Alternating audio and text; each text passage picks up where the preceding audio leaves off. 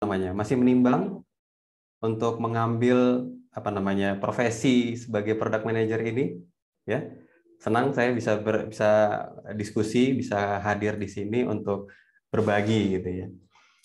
Satu hal yang perlu kita tahu ya, product manager itu adalah saat ini ya sebagai profesi yang paling dicari loh. Di Indonesia lah, kita ngomong di Indonesia aja ya. Jadi kalau kita lihat perkembangan digital itu apa, seperti apa gitu ya, product manager, apalagi product manager untuk produk digital itu saat ini paling dicari. Ya masuk top 10 lah.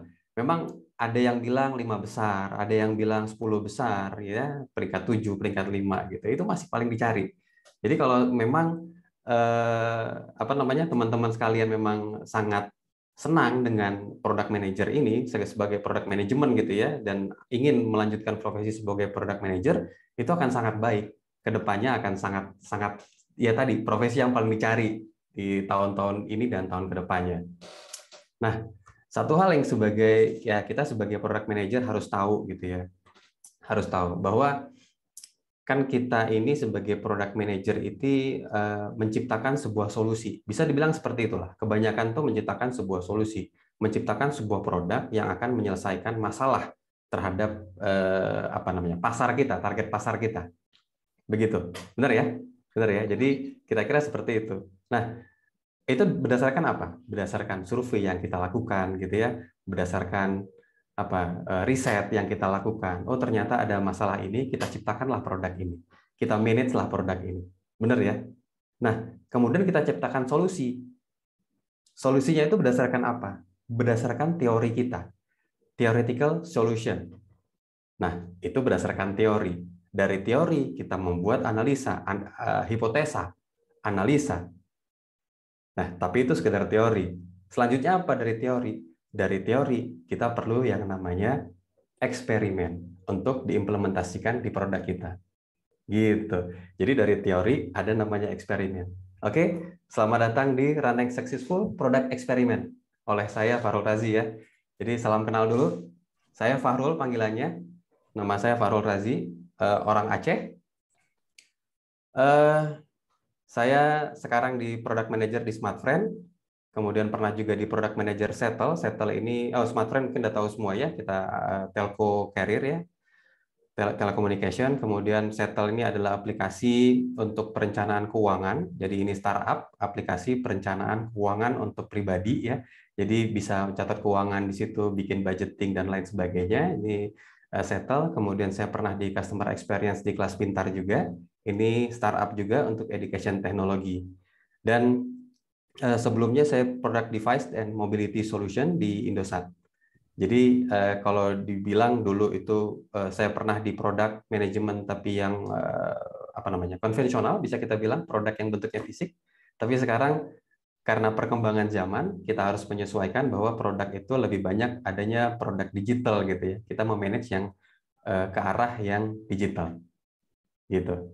Jadi sekilas aja ini pengalaman saya. Jadi memang bergerak kurang lebih tidak jauh dari produk. Customer experience pun masih berhubungan dengan produk. Bagaimana cara melihat produk ini dari sudut pandang customer, digunakan atau tidak fiturnya, ada kekurangan apa. Ini kan sampai apa tidak message-nya ke customer gitu. Ini kan juga bagian dari bagaimana cara mengemas produk ini supaya dapat diterima oleh pasar.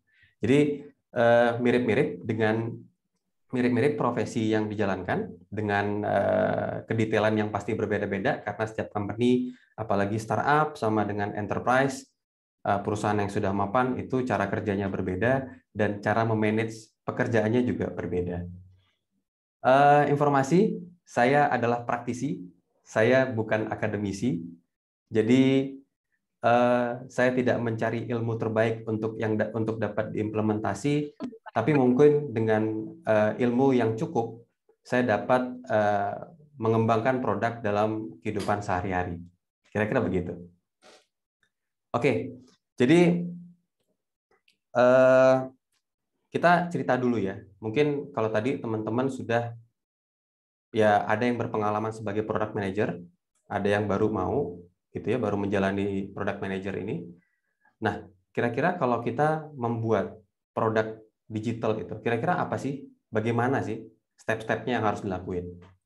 Ya, Ini sekedar sharing aja, ini grouping dari apa yang sudah saya pernah lakukan juga, pernah alami. Jadi nggak sebenarnya apa ya, tidak serta-merta ini teori, karena ini emang sudah diimplementasikan gitu.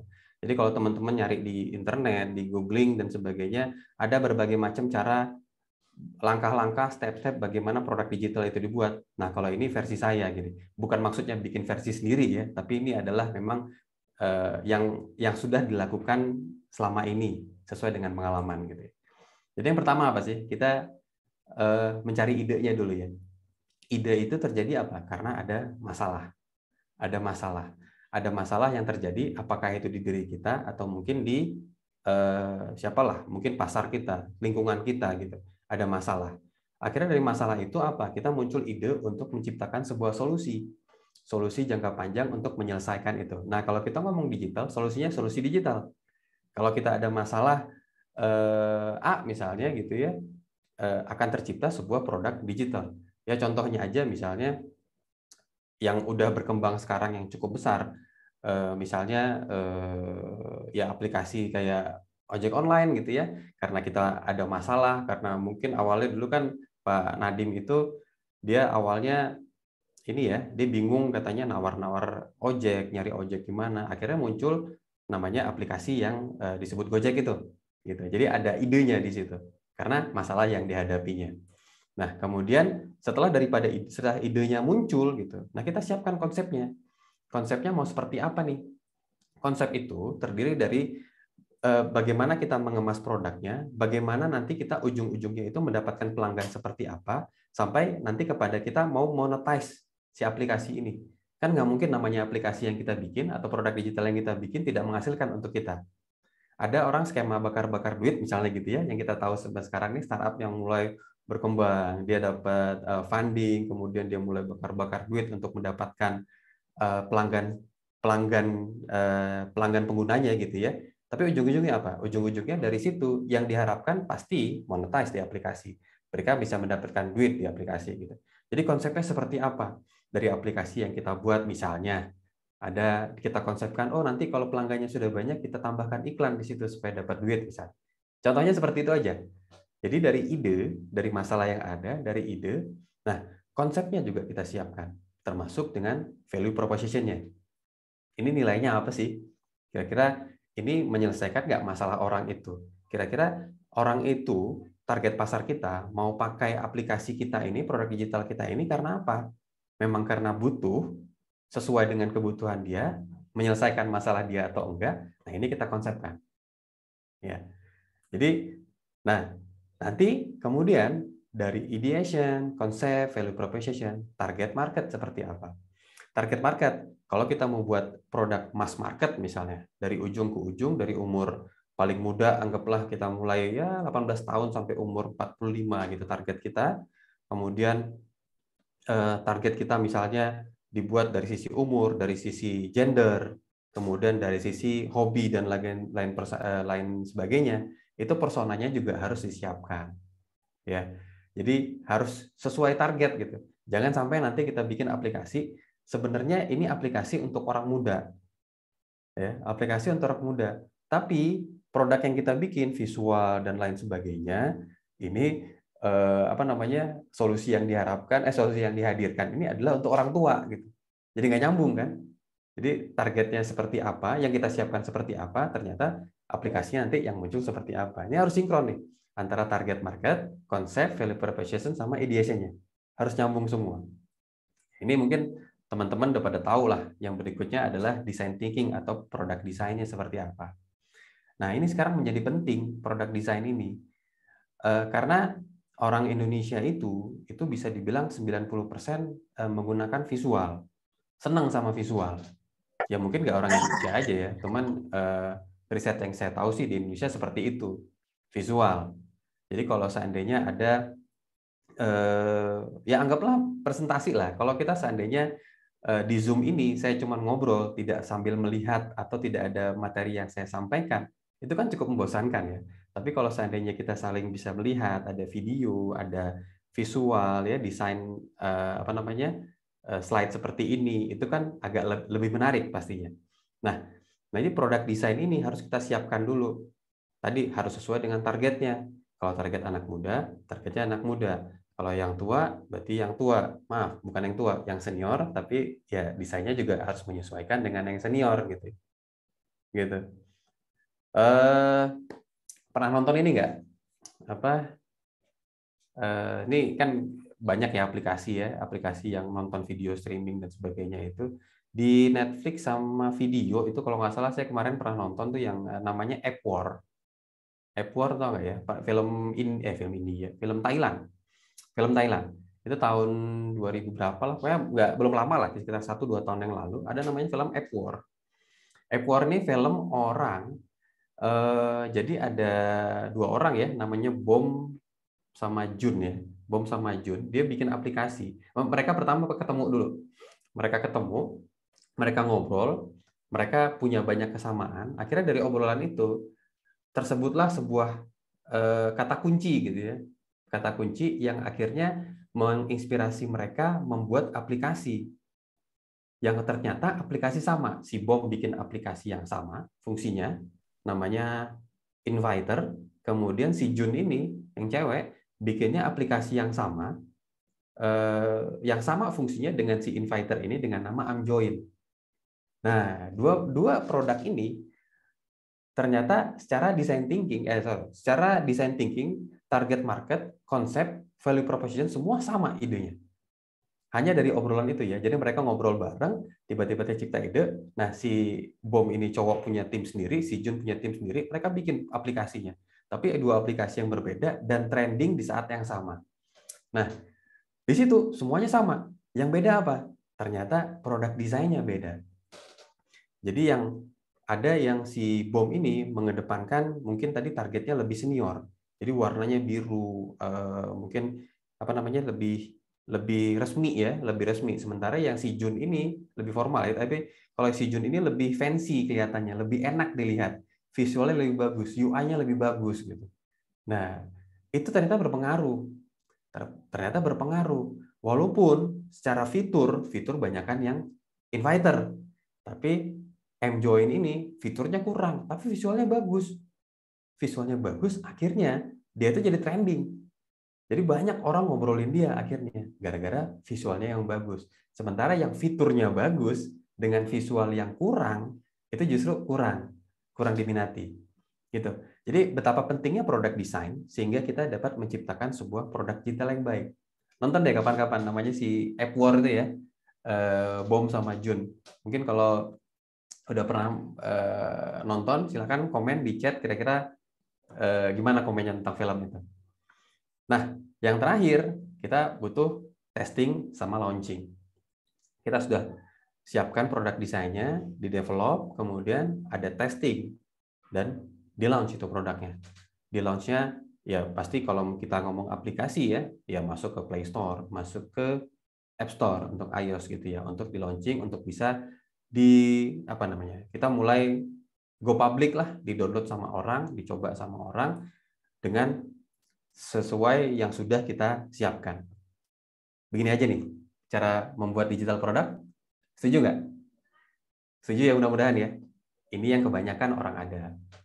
Kebanyakan kalau kita googling di internet, caranya ya sama. Ada 5 langkah seperti ini. Mungkin ada yang bilang 10 langkah, ada yang bilang 7 langkah, dan lain sebagainya. Cuman kalau dirunutkan, di grouping ya 5 langkah ini cara membuat produk digital aplikasi. Ada yang kurang nggak? Kalau menurut saya ada yang kurang. Jadi jangan lupa sebagai product manager kita harus tambahkan hati di sini. Ya, kita cemplungkan hati kita. Jadi nggak hanya pikiran aja yang kita siapkan untuk membuat sebuah produk, tapi harus pakai hati mikirnya. Jadi saya pernah tuh, jadi disuruh bikin aplikasi yang memang tidak sesuai sama hati saya, nggak masuk ya sama sekali. Walaupun saya beranggapan bahwa saya sebagai user, saya sebagai apa, saya udah beranggapan diri saya sebagai apapun lah untuk bisa nyemplung ke aplikasi itu. Tapi ternyata nggak dapet. Karena bukan itu, karena saya kurang bisa untuk bisa masuk ke situ, ke aplikasi ke bidang itu. Gitu. Nah, jadi teman-teman product manager sekalian, atau calon product manager, kalau seandainya bikin aplikasi, terjunkanlah hati ke situ, ke produknya. Kalau seandainya product manajernya aja, misalnya ini product manager ya, bikin aplikasi, terus product manager aja nggak mau ya nggak mau download aplikasi atau kurang tertarik sama visualnya aplikasi itu, nggak jalan loh itu. Kita sebagai product manager harus tertarik dulu dong sama produk kita. Jadi kalau seandainya kita bisa ngebayangin, ini produk digital kita ini kalau ditayangkan di luar, dijual di luar, kira-kira laku apa enggak sih? Nah, kalau kita berpikiran aja, enggak nih jelek nih, kayaknya visualnya kurang ini kayaknya kurang ini, enggak jalan tuh produk. Beneran deh, percaya. Jadi itu nggak bakal jalan kalau nggak kita terjun, kita serius sama sama bikin produk ini. Kalau kita bilang, oh oke, yang bagusnya seperti ini, jalanin seperti itu. Yang bagusnya seperti itu, jalanin seperti itu. Karena itu yang akan membuat kita yakin sama itu produk dan kita bisa jual. Balik lagi ya, product manager itu adalah banyak orang bilang ini sebagai mini CEO dari sebuah produk itu tersendiri. Jadi CEO dari produknya semua. Dari kita tahu cara menciptakan produk, kita tahu bagaimana menjual produk itu. Jadi harus benar-benar engage banget gitu. Engage banget sama si produk itu. Gitu. Ini dasar. Mungkin nggak ada lah. Kalau googling coba cari aja bagaimana cara membuat produk digital, ada nggak yang nambahin hati? Kayaknya nggak ada sih. Karena ini pengalaman yang saya rasakan, kalau nggak nyemplung langsung semuanya, itu pasti nggak jalan. Nah, berikutnya adalah, nah dari yang produk yang sudah kita buat ini, yang kita buat dari hati ini, nah ini pasti akan berkesinambungan. Bukan berarti di antara 5 step ini, selesai launching, selesai, udah gitu. Enggak. Perkembangannya harus berkesinambungan. Nah, berkesinambungannya seperti apa? Nah, inilah yang dibutuhkan yang namanya product experiment. Gitu. Eksperimen, product eksperimen. Jadi kita harus terus melakukan percobaan-percobaan sehingga nanti perkembangan produk ini berkesinambungan. Jadi fitur yang kita siapkan sekarang bukan berarti fitur ini akan digunakan terus panjang gitu dan seperti itu terus, enggak. Pasti fitur ini yang kita kembangkan sekarang berkembang lagi, berkembang lagi, berkembang lagi, berkesinambungan. Nah, kira-kira apa sih product experiment trigger yang membuat butuh product experiment itu? Yang pertama apa kira-kira? Performance ya. Performance. Jadi kalau kita lihat aplikasi ini performanya seperti apa? Bagus atau tidak? Sehingga kita lihat aja ini sering crash atau enggak, datanya seperti apa, hasilnya seperti apa. Mungkin kalau ada orang loginnya seperti apa, orang harus ada pembayaran di situ, pembayarannya seperti apa. Kita lihat performanya seperti apa. Ini butuh eksperimen. Kedua adalah customer insight. Nah, kita lihat bagaimana customer melihat dari aplikasi kita. Apakah itu melalui komplain, mungkin ada rating review di Play Store gitu ya. Jadi kita lihat tuh customer maunya seperti apa atau dia banyak komplain di mana sih sebenarnya gitu ya. Jadi dari performance kita sudah kita lihat, dari customer insight-nya kita lihat maunya dari mana sebenarnya, salahnya di mana nih aplikasi. Kita bisa tahu dari situ.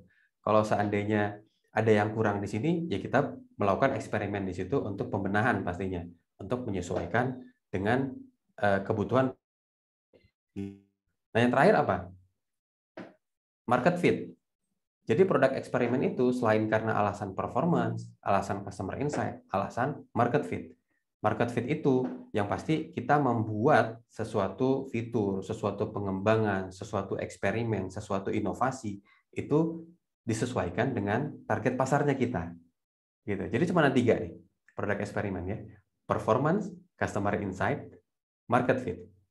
Semuanya ini harus didukung oleh yang namanya data. Jadi kalau tadi kita lihat performance, itu uploading-nya seperti apa, kemudian crash rate-nya, dan lain-lain sebagainya. Kemudian kalau lihat customer insight tadi, functionality-nya seperti apa, customer experience-nya seperti apa. Apakah nanti begitu dia klik, taunya ada bugs-nya misalnya, nggak masuk ke halaman yang seharusnya, gitu ya, nggak masuk ke halaman seharusnya. Atau dia seandainya mau melakukan, anggaplah kalau kita ngomong aplikasi keuangan, dia mau menambahkan transaksi, dia mau menambahkan transaksi, input nilainya berapa, kategorinya apa, tanggalnya berapa. Nah, begitu pencet tanggal, taunya kalendernya nggak keluar, gitu ya, kalender begitu besarnya itu nggak keluar. Nah, itu kan di customer experience-nya berarti ada nyangkut gitu. journey-nya dari ujung ke ujung itu tidak selesai. Nah, ini yang membuat kita harus melakukan namanya eksperimen. Nah, yang terakhir adalah fitur development sama sesuai dengan kebutuhan pasar, market fit. Jadi kira-kira itu sebenarnya perlu adanya produk eksperimen. Nah, kemudian balik lagi nih, sebenarnya eksperimen sama inovasi sama atau enggak? Eksperimen sama inovasi itu sederhana atau gimana? Nah, kalau kita melihat ini ya, dari eksperimen, itulah yang akan muncul jadi inovasi. Benar apa benar? Benar ya? Jadi eksperimen, kalau seandainya eksperimen yang kita lakukan gagal, oke, namanya juga eksperimen ya, nyoba, gagal. Eksperimen lagi, ternyata eksperimen ini yang benar-benar memiliki hasil yang sangat baik. Hasil yang memang sesuai dengan kebutuhan kita, ini akan jadi inovasi akhirnya nanti. Jadi itulah dia. Itu namanya eksperimen yang akan memunculkan inovasi. Nah, inovasi ini pertama ya balik lagi, kita harus mempelajari dulu nih data driven-nya. Kita lihat datanya seperti apa. Semua pergerakan itu, semua aktivitas yang kita lakukan, semua eksperimen itu nggak boleh kita lakukan berdasarkan kemauan pribadi atau menurut kita bagus deh, atau nggak disuruh bos deh gitu ya. Ada nggak di sini yang kira-kira tolong dong kerjain ini, bikin fitur ini, loh kenapa gitu? Karena disuruh bos. Oh nggak bisa gitu. Kita harus lihat pasarnya seperti apa, target market kita seperti apa. Alasannya si bos itu nyuruh juga harus tahu dong alasannya apa. Harus ada datanya. Nggak bisa karena, oh bagus deh gitu. Sekalipun gini ya, ada tombol, misalnya kita ngomong aplikasi, ada tombol warna merah, mau diganti warna biru gitu. Tulisannya misalnya ada next, ada continue, atau apa gitu ya. Dari warna merah, itu mau ganti warna biru. Harus ada alasan nggak kira-kira? Warna merah biru doang. Harus juga ada alasannya. Harus ada data. Kenapa orang, misalnya, kenapa untuk CTA ya, call to action button misalnya, kenapa call to action button tuh warna merah atau warna-warna cerah? Kenapa nggak warna hitam? Kenapa nggak warna biru? Gitu. Itu ada alasannya, ada datanya. Ada secara psikologis tuh orang kayak gimana gitu untuk melihat button-button seperti itu. Gitu. Jadi tidak ada yang namanya bagus sesuai diri kita atau bagus sesuai orang lain, tapi bagus sesuai pasar yang kita tuju. Gitu. Itu wajib, ya. Itu wajib. Kalau seandainya bos-bosnya ada yang bilang, gini aja nih, kerjain ini, alasannya apa bos? Bosnya bilang, oh bagus menurut saya, kita kejar. Alasannya apa? Kalau bisa tunjukkan risetnya. Kejar, tanya risetnya seperti apa gitu, sampai bisa berbuat seperti itu. Gitu ya. Ini panduan nih. Gitu. Nah, dari situ nanti baru kita siapkan hipotesis-hipotesisnya dari solusi-solusi yang ini. Hipotesis itu kira-kira beberapa kemungkinan dari solusi yang kita siapkan. Gitu.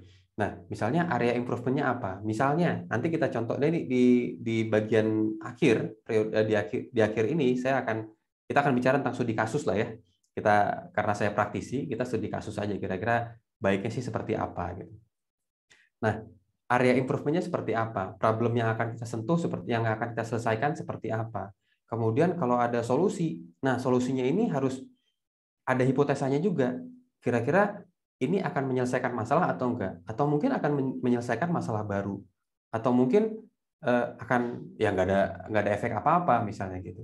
Kita harus mempersiapkan itu supaya apa? Supaya kita bisa ke depannya lebih paham akan kondisi ini. Ternyata kalau kita buat eksperimen A, hasilnya bisa baik, biasa-biasa aja, atau malah lebih buruk. Ini sebagai pengukuran kita ya. Di hipotesis ini akan menentukan pengukuran kita. Yang ujung-ujungnya nanti apa? Semua nanti akan di-measure gitu. Semua akan ada KPI-nya, semua ada indikatornya. Nah, kalau seandainya kita mau ngomong ini deh, kalau sekarang kan ada aplikasi-aplikasi itu yang sudah menerapkan namanya kayak fingerprint ya, biometric login gitu ya. Kemudian ada ya login itulah. Itu kan login yang apa namanya mempercepat ya, jadi orang yang harusnya biasa PIN gitu ya, ada yang kayak aplikasi saham gitu ya, biasa harus input PIN dan sebagainya gitu ya, input password, input PIN. Nah ini kan kita tinggal menempelkan jari itu untuk sebuah eksperimen yang dapat menyelesaikan masalah dengan cepat gitu. Jadi terukur tuh. Jadi biasanya mungkin orang input PIN atau input password itu butuh waktu misalnya 3 detik gitu ya, 3 detik atau 5 detik misalnya gitu. Nah, ternyata dengan si fingerprint ini, biometric login ini atau Face ID, ternyata dengan 2 detik aja selesai masalahnya. Loginnya lebih cepat gitu. Gitu. Nah, ini yang menjadi pengukuran kita nih, indikatornya bahwa ternyata dengan solusi yang kita siapkan, dengan eksperimen yang kita siapkan ini, ternyata bisa mempercepat dari 3 sampai 5 detik menjadi hanya 1 detik atau 2 detik saja. Kira-kira sih seperti itu. Nah, kemudian kita juga harus nanti prioritas ya. Jadi kalau seandainya impact sama effort itu akan besaran mana? Besaran mana? Jadi kalau seandainya kita punya banyak eksperimen, punya banyak list of product eksperimen yang harus dilakukan, nah kita lihat nih, kira-kira mana sih yang bisa lebih baik, lebih nendang hasilnya buat kedepannya ke aplikasi kita itu seperti apa. Gitu. Jadi nggak ngasal. Semua harus dipelajarin dulu, semua harus ada hipotesisnya dulu, semua harus ada pengukuran. Wajib. Jadi awalnya itu di data driven, oke? Data driven itu untuk mengukur kondisinya, tapi di akhir eksperimennya ini, setelah prosesnya ini, kita harus tahu nih, ngukurnya ini seperti apa. Sampai nanti baru kita bisa melakukan yang namanya eksperimennya. Gitu. Nah, tadi kalau saya contohkan bahwa biometric login gitu ya, itu mempercepat dari 5 detik, 4 detik, 5 detik menjadi 1 detik, 2 detik, itu udah ada ukurannya. Baru kita lakukan eksperimen. Dan ternyata benar gitu ya. Ternyata contohnya aja nih, ternyata benar dari eksperimen yang kita lakukan, hasilnya anggaplah 30% user itu mempunyai login yang lebih cepat daripada biasanya gitu ya. Yang seharusnya 5 detik menjadi 1 atau 2 detik saja. Nah, inilah hasil yang kita dapatkan dari sebuah eksperimen. Setelah itu baru kita testing lagi, kita analisis lagi. Kita lihat lagi, analisa kira-kira ini perlu nggak diimprove lagi. Jadi proses ini akan berputar terus untuk digital inovasi ini. Jadi produk eksperimen, inovasi yang menghasilkan inovasi ini akan berputar terus, nggak akan ada habisnya. Pertama apa? Karena orang itu tidak akan pernah merasa puas. Setuju ya? Manusia itu tidak akan pernah merasa puas. Jadi kalau seandainya dia melihat ini satu hal gitu ya, dia setelah menyelesaikan satu hal, nanti ntar tiba-tiba, kayaknya ini kurang nih. Ternyata, anggaplah tadi kita contoh ya, dengan login fingerprint atau Face ID gitu, 1-2 detik, ternyata bisa dipercepat lagi nih, dengan solusi terbaru ini mungkin bisa dengan setengah detik misalnya gitu. Bisa nggak? Bisa mungkin. Nanti, siapa tahu nanti ya, sekarang nggak tahu. Kalau sekarang mungkin fingerprint mungkin paling cepat ya. Bisa jadi gitu. Jadi pasti ada sesuatu yang terpikirkan nanti. Saat ini kita pikirkan sekarang seperti ini solusinya, nanti kita pikirkan nanti solusinya sesuai dengan kebutuhan yang ada. Begitu. Jadi ini akan berputar terus. Berputar terus sesuai dengan perkembangan produk kita. Begitu kira-kira. Nah, mungkin ada pertanyaan ya. Kalau di startup gimana? Kalau di enterprise gimana? Ada beda nggak sih produk eksperimennya di startup sama sama di enterprise? Ya. Nah, kalau dari saya nih, mungkin teman-teman tahu kalau startup itu memang adalah ya yang masih baru gitu ya. Ini kita nggak ngomong yang udah besar, yang sudah jadi enterprise, yang sudah jadi unicorn gitu. Jadi kalau startup, bisa kita bilang startup itu seluruh bisnisnya itu adalah eksperimen. Jadi mereka itu bisa dibilang tidak membutuhkan apa namanya ya benar-benar eksperimen. Jadi buat ini mungkin bahkan tanpa testingnya cuma di internal aja. Jadi membuat sesuatu, mengimplementasikan sesuatu dengan scope yang ada di perusahaannya dia saja, di startupnya dia saja. Anggaplah mungkin karyawannya sedikit, cuma beberapa orang saja gitu ya. Mereka internal testing di situ, akhirnya launch. Sederhana. Kenapa? Karena bisnis mereka itu pun masih eksperimen gitu. Jadi bisnisnya pun masih eksperimen. Nah, lain halnya dengan si enterprise. Kalau enterprise atau perusahaan besar, eksperimennya seperti apa? Eksperimennya harusnya lebih matang lagi. Jadi eksperimennya itu karena mereka sudah punya perusahaan, sudah punya karyawan yang besar gitu ya. Jadi mereka kalau melakukan A/B testing itu sudah bisa mempunyai apa namanya ya, audiens yang cukup besar gitu, atau peserta tesnya itu yang cukup besar. Kita bisa tes aja mungkin di komunitas A, di grup karyawan A misalnya, dengan fitur seperti ini, dengan eksperimen seperti ini. Kemudian di grup B kita dengan eksperimen seperti ini gitu. Jadi ada 2 grup di satu perusahaan yang sama, tapi dengan eksperimen yang berbeda-beda. Itu bisa, karena itu enterprise. Jadi mungkin secara implementasi antara startup sama enterprise atau perusahaan besar gitu ya, di startup pasti akan lebih cepat implementasinya untuk eksperimen. Tapi di enterprise, karena dia punya scope yang cukup besar, sehingga yang muncul tadi adalah ya tadi mungkin lebih lama untuk proses dari learning-nya, hipotesis, measurement-nya, eksperimen, sampai kepada dia implementasinya untuk menjadi sebuah produk baru atau fitur baru. Gitu kira-kira. Jadi startup sama enterprise. Nah, ada lagi nih, produk eksperimen kalau pasarnya misalnya B2B atau B2C misalnya. Nah ya, mungkin teman-teman kalau di product manager mungkin ada di sini yang menghandle produk B2C misalnya. Atau B2C ya, business to custom consumer, yang menjual produknya ini untuk halayak umum sesuai dengan target pasarnya. Nah, kalau ini B2C itu lebih susah. Karena apa? Pain point dari produk-produk B2C ini, pain point definition-nya ini kan variasinya banyak ya. Jadi orangnya itu anggaplah ada jutaan targetnya, target pelanggannya adalah jutaan orang gitu ya. Nah, pain point-nya ini kita cari dari jutaan orang ini. Kalaupun kita bisa grouping, ya kita bisa grouping sih, sampling gitu ya.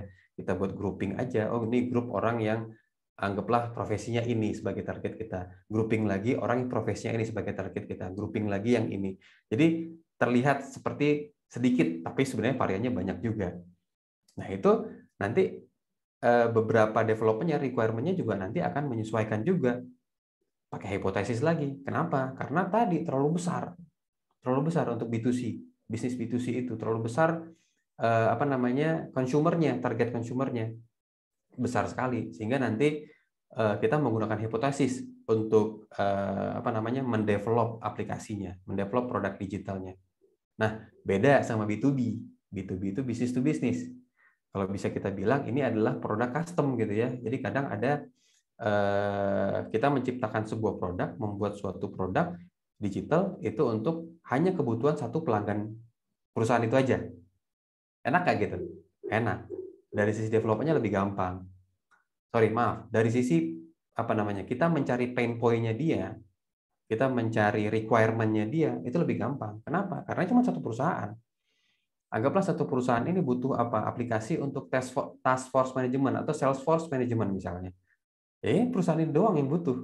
Jadi kita bisa bikin requirement, kita bisa bikin fitur-fitur yang sesuai dengan kebutuhannya dia. Nggak kemana-mana, karena cuma dia yang pakai. Gampang kan? Jadi requirement-nya udah jelas, pain point definition-nya sudah jelas dari si satu klien ini. Nah, yang susah apa? Development-nya. Karena ke development-nya ini pasti yang namanya B2B, dia pasti punya keinginan ini kan, yang custom sesuai dengan keinginan dia, yang sesuai detail, sesuai dengan perusahaan dia, sesuai kebutuhan macam-macam. Gitu. Jadi ada beda juga nih, produk eksperimen untuk pasarnya, target pasar untuk B2B sama B2C. Bedanya di situ kira-kira, dari sisi implementasi, dari sisi requirement-nya gitu. Nah, dari situ oke. Tadi udah cukup ya. Jadi saya sebagai praktisi mungkin kita lebih banyak ke studi kasus saja kali ya.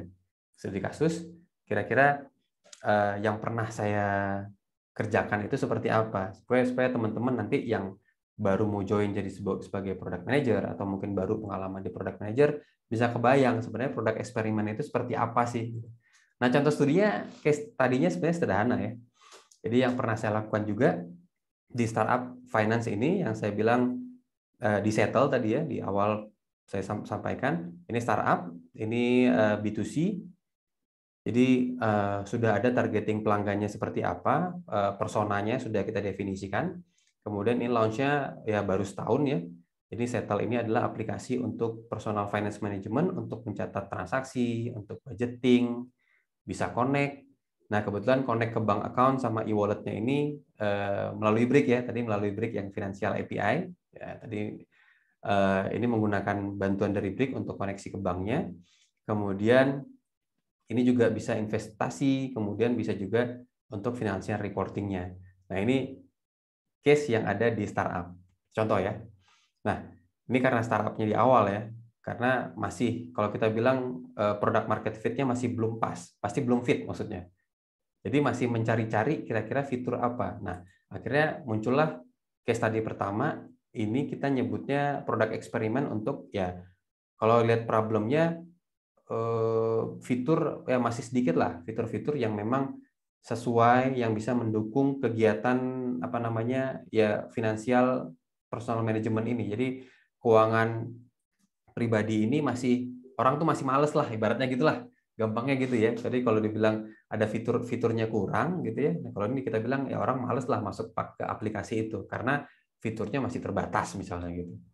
Nah, dari situ kita identify sebenarnya apa sih kebutuhannya pelanggan tuh? Kebutuhan penggunanya itu apa sih? Kebutuhan pengguna itu hanya sekedar mencatat keuangan kah?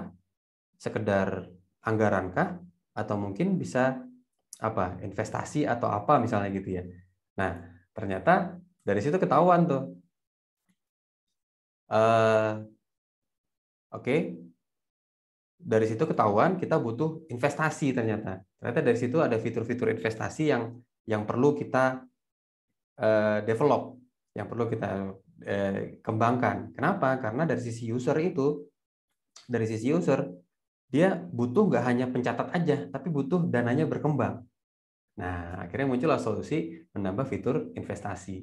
Nah, dari sini kita bikin yang namanya hipotesis ya. Jadi kalau seandainya kita implement investment feature gitu ya, terus kemudian kita makanya user tuh semakin happy menggunakan aplikasi Settle ini misalnya gitu. Jadi sehingga nanti penggunaannya bertambah gitu. Nah, ini hipotesis-hipotesis nih yang muncul dengan adanya si solusi ini. Nah, dari sini, dari hipotesis ini baru kita tahu, kita akan aware ke depannya ini akan terjadi apa kalau seandainya kita implementasi si investasi ini di Settle ini. Di ujung-ujungnya apa? Kita harus punya namanya measurement-nya. Kira-kira dari sini apa yang berubah? Mungkin downloader barunya bertambah gitu ya, active user-nya bertambah. Kemudian session time-nya karena dia semakin lama di situ dia mungkin aplikasi saham, ngecek-ngecek saham dan sebagainya, jadi semakin lama penggunaan usage time-nya, session time-nya di aplikasi tersebut gitu. Nah, ini bagian dari eksperimen yang sudah pernah dilakukan di startup finansial ini di Settle. Nah, kalau case kedua, ini kan sebagai triggernya sebagai product market fit ya.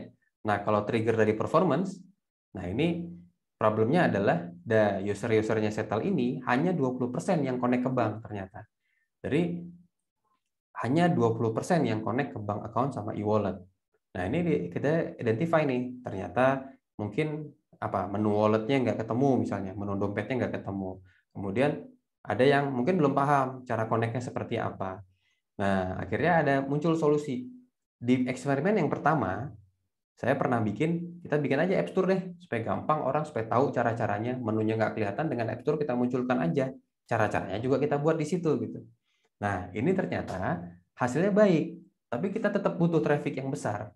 Akhirnya muncul lagi solusi sebagai eksperimen yang kedua, kita buat shortcut aja dari semua halaman yang ada, semua halaman transaksi dan sebagainya, kita buat shortcut untuk ke halaman wallet itu gitu. Ke tempat menu dompet itu berasal. Tempat menu walletnya itu ya. Supaya orang tahu bahwa oh di wallet ini bisa kita connect ke bank akun atau ke e-walletnya gitu. Nah, dari sini kita buat lagi hipotesis. Ya, jadi kalau seandainya shortcut ya, usernya itu akan gampang menemukan menunya gitu. Tapi kalau seandainya kita apa namanya? Ya ini pasti akan trafficnya akan banyak nih ke investasinya, ke halaman dompetnya gitu. Dengan adanya shortcut ini. Harapannya seperti itu. Ujung-ujungnya jangan lupa measurement. Nah, dari sini kita akan tahu nih increase yang akses ke bank akunnya, kemudian increase yang akses ke e-walletnya dengan tampilan-tampilan baru seperti ini. Jadi ini ada proses, jadi eksperimen.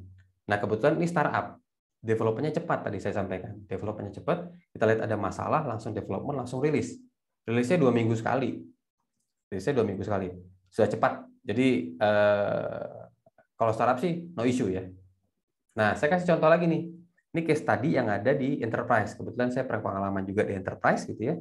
Ini MySF nama aplikasi di Smartfren ya. Mungkin teman-teman sudah pada tahu semua. Ini adalah self care untuk customer ya. Customer self care aplikasi. Nah, ini juga targetnya ke B2C juga sih. Ya, B2C juga. Case-nya apa? Jadi kalau kita lihat case-nya ini adalah kita melihat data 30% user itu hanya selesai sessionnya itu di payment confirmation page. Ya. Jadi kalau lihat halamannya gini ya di website gitu ya. Ini payment confirmation page, dia mandek di sini. Kadang-kadang kok kenapa ya kok berhenti di sini ya? Kenapa nggak lanjut ya? Nggak dapat lanjut. Nah, kita lihat nih identify masalahnya. Masalahnya itu apa sih? Nah, ternyata kalau kita lihat dia tidak bisa menemukan next buttonnya, pay buttonnya nih kalau lihat nih halaman di sini ya. Ini kan kalau di halaman ini ada harganya, ada details produknya apa, tapi nggak ketahuan nih next-nya di mana, pay-nya di mana. Terus kemudian apa nih? Produk detailsnya information mungkin kurang jelas, jadi tidak menunjukkan di mana. Nah, solusinya apa? Solusi yang menjadi alternatif gitu ya, kita ubah desain apa namanya? Call to action-nya itu, call to action button itu menjadi sticky ya, nempel di bawah screen. Jadi mungkin begitu di scroll, dia tetap aja nempel di situ. Jadi user itu langsung kelihatan bahwa tombolnya langsung di bawah situ, gitu. Atau alternatif berikutnya ya disimplify aja page-nya, jadi cuma satu halaman, jadi nggak perlu scroll, tombolnya udah muncul langsung di situ. Orang kelihatan. Hipotesisnya apa? Nah, hipotesis kalau seandainya buttonnya kelihatan langsung sticky nempel di bawah gitu, orang kan langsung kelihatan. Jadi encourage langsung push pay buttonnya langsung bisa gitu. Jadi tanpa mikir-mikir lagi, tanpa harus nyari-nyari lagi, dia langsung bisa mencet di situ. Oke? Ada measurement-nya tetap. Number of paid user. Jadi tombolnya nih, kalau kita lihat di gambar di sini, ini udah ada sticky nempel di sini. Jadi mau di scroll gimana pun juga tetap ada di sini. Number of paid user-nya nambah, button klik-nya nambah, kemudian payment success-nya tambah. Oke, karena waktunya sudah habis, saya percepat aja untuk eksperimen tips ini ya. Terakhir, jadi kalau dari yang saya paparkan di atas sebelumnya gitu ya, bagaimana menjalankan produk eksperimen yang baik itu kita harus fokus ke user ya, fokus ke user pain point-nya. Kita karena mereka itu kita membuat produk atau menyediakan produk itu sesuai dengan masalahnya mereka gitu. Masalahnya mereka yang ingin kita selesaikan dengan aplikasi kita. Jadi kita fokus dengan user pain point-nya. Itu pasti. Itu pasti tanamkan. Jangan pernah berpikir bahwa oh ini bagus kok. Kita berpikir bahwa bagus, tapi ternyata bagus itu menurut kita belum tentu bagus juga buat orang lain. Sama di poin kedua juga gitu. Ide kita itu pasti bagus. Misalnya gitu ya. Saya bilang ide saya itu pasti bagus kok. Diginin aja aplikasinya, pasti bagus kok. Belum tentu lah. Kita buat hipotesis dulu, buat group discussion dulu sama teman-teman, sama orang yang mungkin punya pendapat berbeda dengan kita. Pendapat berbeda itu bukan berarti harus ditentang, bukan. Pendapat berbeda itu justru harus digandeng untuk kita membuat sebuah solusi yang luar biasa gitu ya, karena perbedaan pendapat itu yang indah di situ. Kalau sama-sama aja mah nggak seru gitu ya, kita nggak dapat insight yang lain daripada pendapat itu. Kemudian yang ketiga adalah jangan mengikuti 100% apa yang dilakukan kompetitor. Kenapa? Karena belum tentu itu sama kebutuhannya. Kompetitor itu punya pelanggan A, kita punya pelanggan B misalnya, ataupun punya pelanggan A, tapi mungkin cara menjualnya atau targetnya pun beda juga gitu. Jadi jangan terlalu simple untuk copy paste. Kalau bisa kita mempelajari dulu, ini benar nggak sih dibutuhkan sama pelanggannya kita atau penggunanya kita. Kalau memang dibutuhkan, oke, kita gunakan. Gitu. Nah, yang terakhir adalah kita akan mencari quality user daripada qualified data dengan qualified data. Nah, ini sebagai contoh aja ya. Contoh cepatnya misalnya kita bikin form nih. Ada form yang namanya ada kolom nama, nomor telepon, sama komentar misalnya gitu. Secara customer experience, secara kenyamanan pelanggan, mereka akan senang kalau seandainya tulis nama sama komen aja. Itu pasti waktunya akan lebih cepat daripada nama, nomor telepon, komentar. Bener ya? Karena cuma 2 kolom, lebih cepat harusnya daripada 3 kolom. Gitu. Tapi kita nggak akan dapat qualified data customer kalau seandainya cuma 2 kolom aja nih, cuma nama sama komentar aja. Ya, nggak dapat. Karena yang kita butuhkan apa? Kita butuhkan qualified-nya datanya. Data customer apa? Kita butuh nama, nomor telepon, sama komentar. Untuk apa? Untuk kedepannya nanti kita follow up, untuk kedepannya nanti kita buat notifikasi dan lain sebagainya gitu ya. Sehingga kita punya data customer. Kalau seandainya cuma nama sama komentar aja, kita nggak bisa follow up lebih lanjut ibaratnya gitulah ya. Jadi sebenarnya produk eksperimen itu walaupun seandainya ini mempercepat proses input data, tapi tidak mendapatkan qualified data customer juga, itu tidak serta-merta harus dilakukan gitu. Jadi justru kita harus mempertahankan nih, karena yang kita butuhkan adalah sebagai product manager juga ya qualified data juga, nggak hanya cuma yang tadi nih nama sama komentar saja, gitu kira-kira.